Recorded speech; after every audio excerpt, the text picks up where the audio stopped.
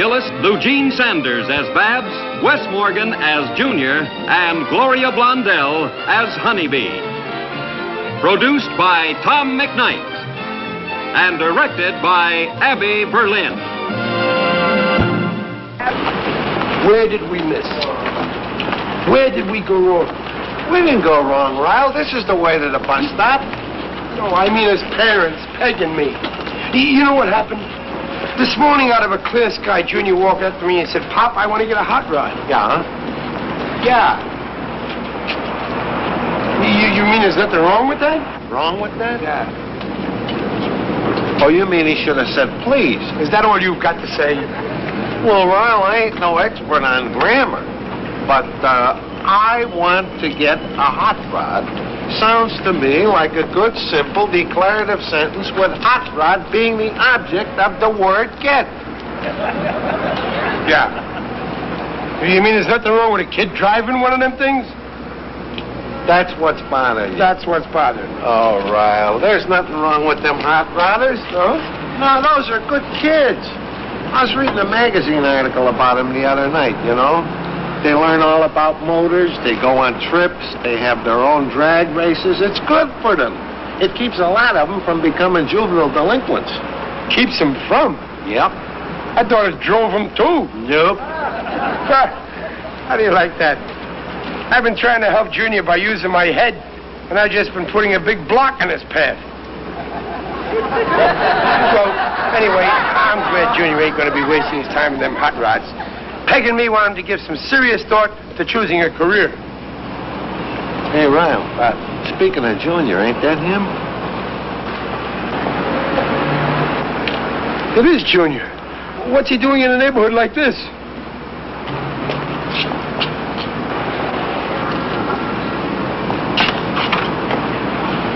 Well, you don't have to worry about him choosing a career. Looks like he chose one. Oh, this is terrible. Look, Ryle, why don't you look at the bright side of things? At least he's showing a healthy interest in something. Gillis, what am I going to do about this? Give him the advantages of a good education. Let him study with Willie Hoppy. I'm going in there and get him. Now, wait a minute, Ryle. You got to handle this with kid gloves. Maybe he's rebelling because you didn't give him the hot rod. Gillis, you're right. I'm to blame for all this. This morning, that boy held his hand out to me and asked for a hot rod, and I failed him. Gillis, I'm not worthy of the office of father.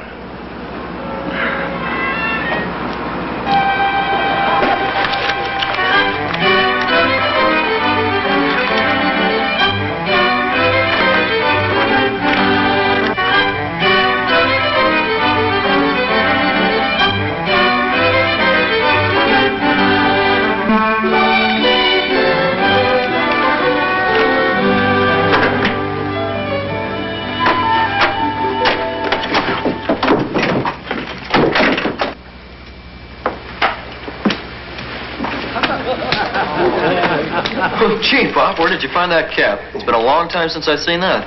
Too long, son. What do you say, pal? How about a fast game of catch, huh? Now? Well, isn't it kind of dark out? Well, yeah, but they play night baseball. We got a street lamp outside. How about it, huh? Well, okay. Good. Yeah, catch, Junior. Attaboy, pal. Catch it, Junior! Whoa!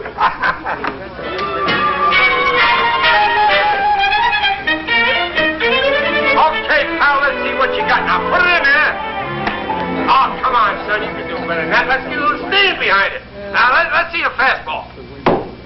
Oh, gee, I'm sorry.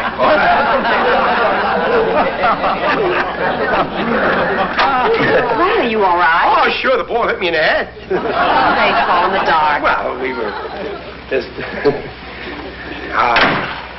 my pal. Sit down, son.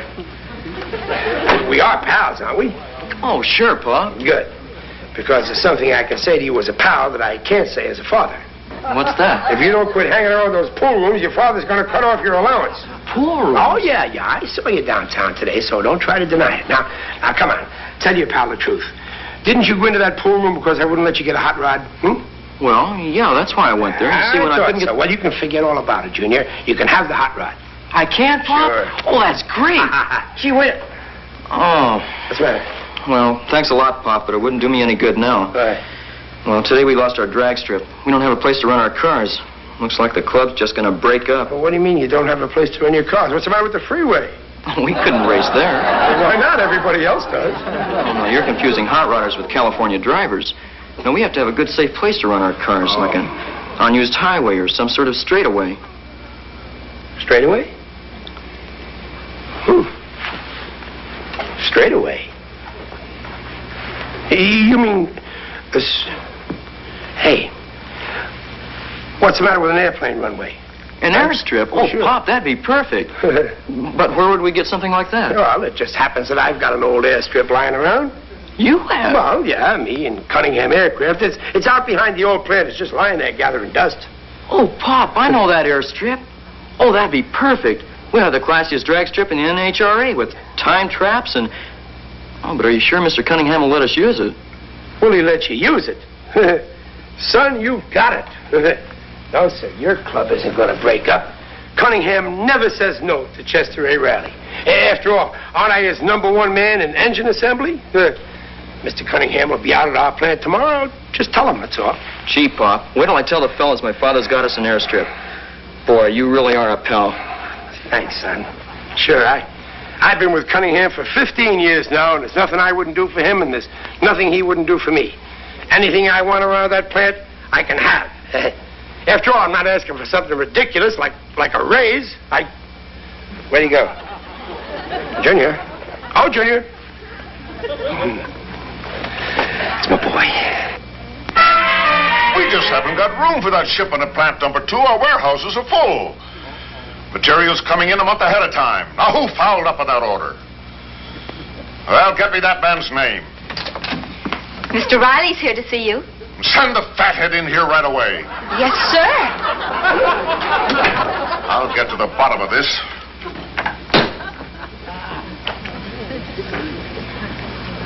Where are we going to store all that stuff?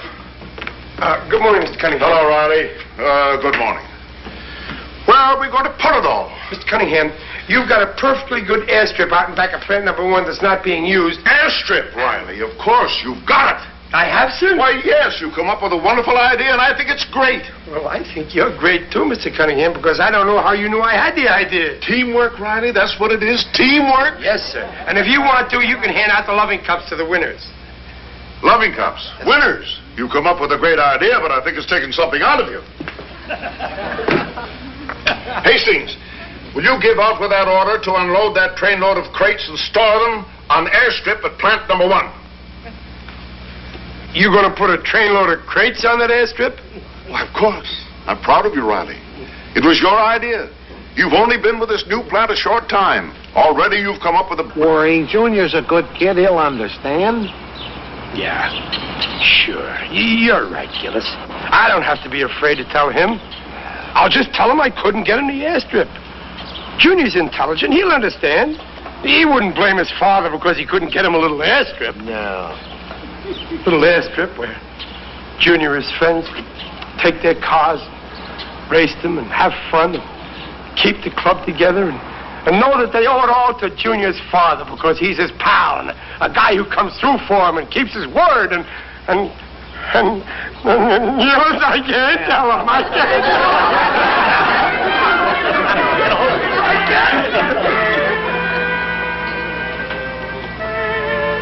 And Junior's father got us an airstrip. Yeah, and when I told Mr. Parks down at the National Hot Rod Association, he said they're going to make it into an official drag strip for the central Los Angeles area.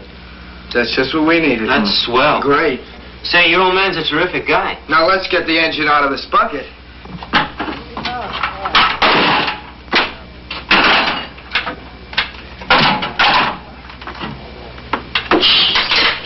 $32 V8. Where'd you find it? What'd you pay for it? $15. I sold my clunker for $120. That leaves me $105 to put this wagon in shape. $105. Boy, with that kind of loot, we can rebuild this engine and make it purr like a kitten. You said it.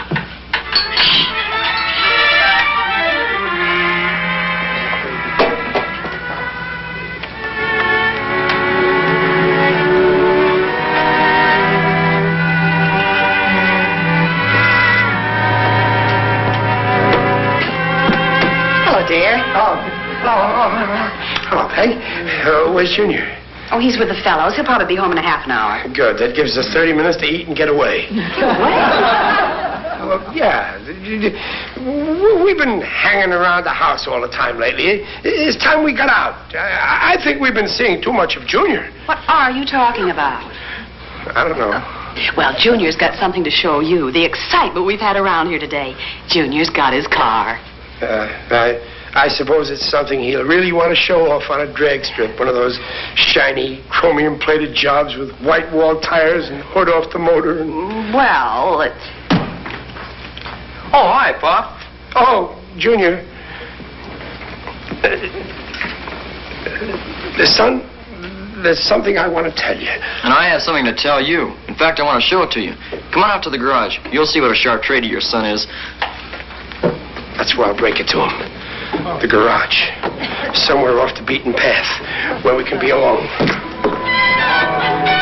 Junior! Son, this may come as a shock to you, but sometimes a father can do things that aren't very smart. There she is. Yeah, but where's your car? Well, this is it. Isn't she a beauty? You mean you traded your car for this one? Yeah. Pretty smart deal, huh? Well, what can you expect? Like father, like son. You must be wrong, Riles. I'll tell you, Junior just ain't that stupid. Well, I'm not blaming Junior completely. You know, there are a lot of guys in this world that are just waiting to take a kid like Junior for a ride. The only trouble is he ain't going to get it in this car.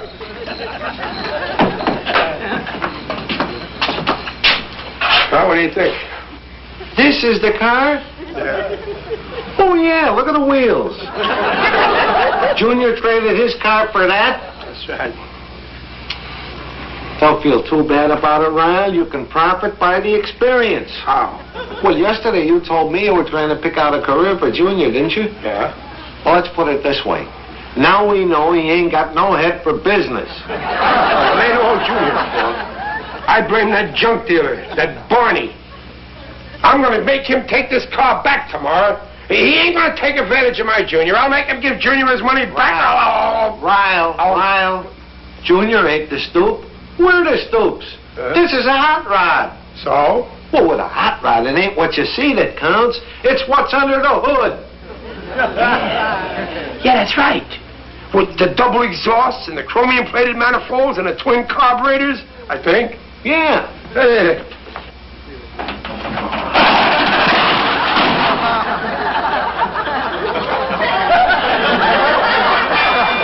Got no engine.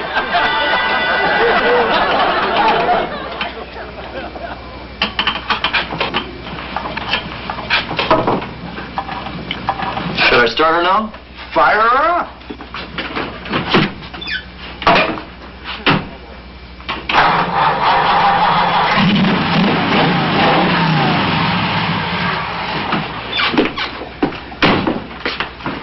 Boy, she really sounds great. Oh, wow. Purrs like a kitten. Man, I'm going to have this thing in shape for the opening of the drag strip. Say, Mr. Park says the Hot Rod Association is putting out all kinds of publicity for it. Newspapers and stuff. Come on. We're not finished yet. Let's go down to the paint store and really get this rod looking good. I think I'll paint it jet black. How does that sound? Sounds great. Swell.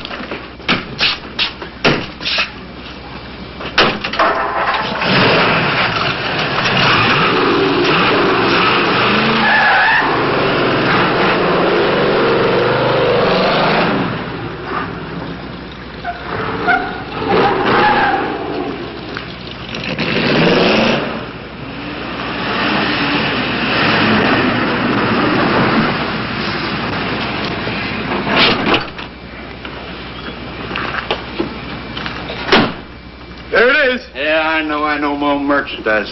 But let me tell you, buddy, you're making a big mistake. That model happens to be a collector's item. Well, go ahead and collect it.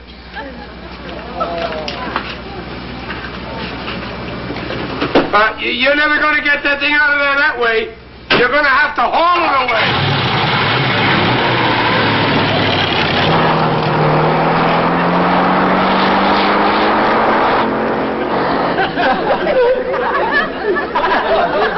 Good motor be in the middle?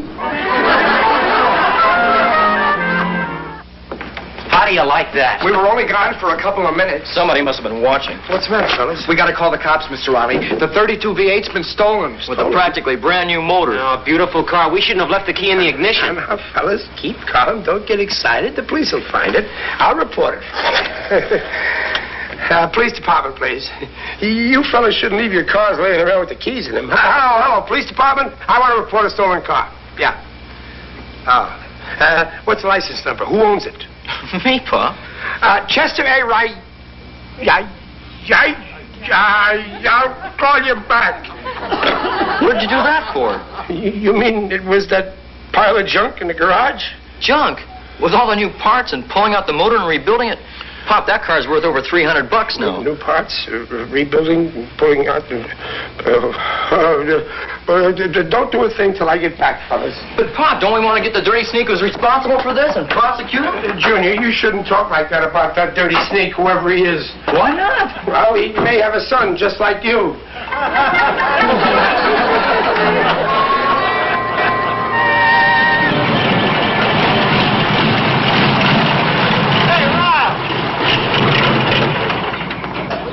Where you been?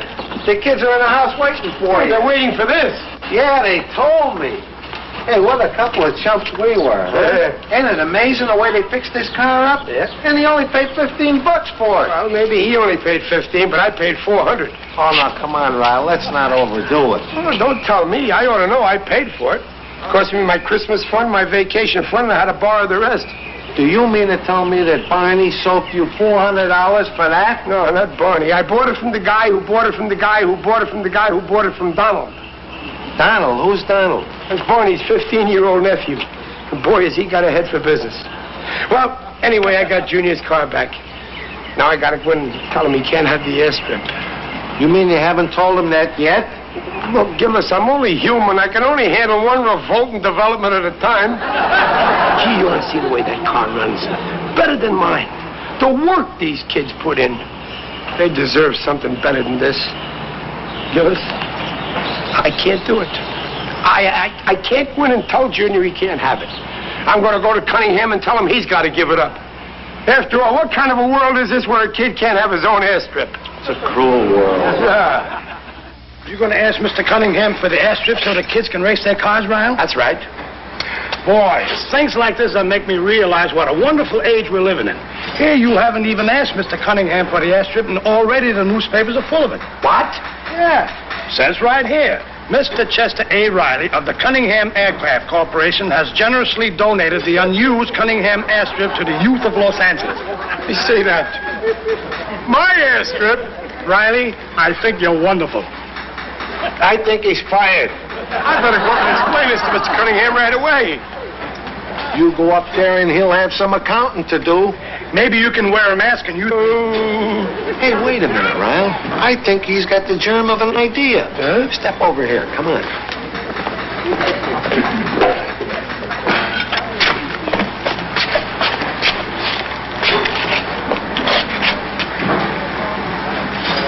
What's the idea?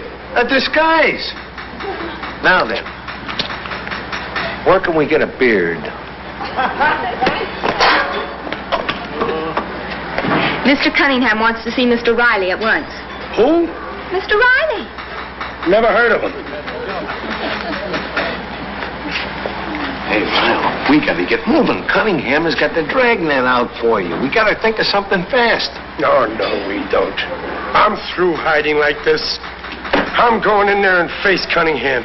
I'm going to tell him I did this for my son, and I'm glad I did it. Those kids are going to get that airstrip. And I just hope he fires me, because then I'll have him right where I want him. You will? Yes, sir, because after that, no matter what I say, he can't fire me.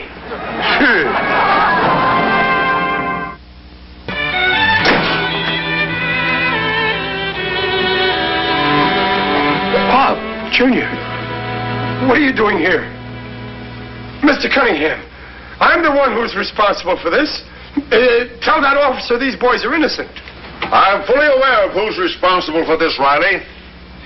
And I've seen to it that you receive your just reward. Here. I know it. My pink slip. Pink slip? $100 bonus. Bonus? Riley, I don't believe that you've met Wally Parks, the president of the National Hot Rod Association, and Officer Brown of the Traffic Education Section of the Police Department. How do you do? And now that Mr. Riley is here, I want to formally present you with this authorization. And as soon as we are able to remove those crates which have been temporarily stored on the runway, we'll redesignate the Cunningham Airstrip as the Los Angeles Drag Strip. However, I'd like you all to know that is due directly to the initiative of this valued employee, Mr. Riley. However, Riley, in the future, if you should decide to give away something else around here, like one of our $4 million airships, I do wish you'd mention my name, too. Now, have you anything that you'd like to say? Mr. Cunningham, friends, honored guests, it's a far, far better thing that Mr. Cunningham is doing than I have ever done. It's a great thing getting behind hot rodders to stop kids from becoming juvenile delinquents. Because, as we all know, the kid who builds himself a car with a fast getaway is never going to be caught by the cops.